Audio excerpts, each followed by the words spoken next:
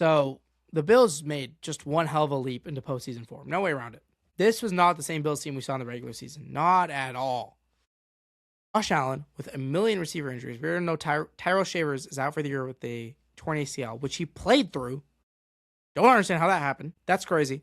That is insane. I'm baffled by that. Outside of that, we saw Gabe Davis go down. I think he looks to be done for the year as well, which sucks. Gabe Davis in the playoffs could always go for something. We still remember that 2021 game. And even with all those injuries, even with not really finding Kincaid as much as I thought he would into this game, he still had the best game of any quarterback this weekend. And it was not particularly close.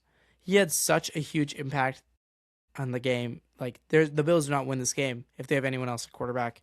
That 10-yard tush push was just so much fun, too. Like, I don't know how the hell that happened. I'm just not going to question it. Just like, sure, 10-yard tush push. Why not? They couldn't really get their run game going either. But the Jags were just, like, they're just that good in run D. They allowed 80 yards per game on the ground, which is, like, unheard of. I don't know if what other defense allowed 80 a game. So I don't necessarily blame them for getting stuffed in the run game. That's kind of just to be expected with the Jaguars. Another big matchup of this game that we talked about was this pass defense against a resurgent Trevor Lawrence. And the big thing, the reason why they won is because that Bills pass defense ended up winning that battle. They ended up with 2 interceptions, and they should have had more against Trevor Lawrence. That first half, that man was throwing lame ducks everywhere. That was brutal to watch. It felt like I was watching Trevor Lawrence from 2021 with Urban Meyer. Like, I don't know where the hell he was throwing the ball. That was bad. They 100% should have finished with more. But they ended up getting 2, which it was good enough. They struggled, of course, with like a late Jag surge. Trevor Lawrence finally got clicking. Parker Washington got clicking. They're still able to find a way to get a stop at the end. And Tre'Davious White, who, my God, he was so talented with the Bills, but then he suffered a million injuries. And then it looked like he had lost a step. He gets cut. He goes to the Ravens. He looks dog shit there. Gets cut again. And it looks like it's over. But then the Bills have 9,000 corner injuries. He gets brought in. He gets pushed up to starting. And he comes up with a game-winning bat up into an interception.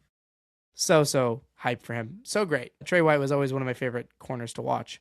This Bills run defense, by the way, is such a problem. And we're going to talk about Jacksonville not taking advantage of it. They are so fortunate that the Jags did not push it that hard because they could have gotten dominated in this game if the Jaguars just ran the ball. Speaking of which, the Jags. Why the hell didn't you run the ball? I don't understand it. Ishal Tootin and Travis Etienne combined for 14 carries when they were running for 7 a pop with Etienne and 14 a carry with Tootin. They give him 14 carries.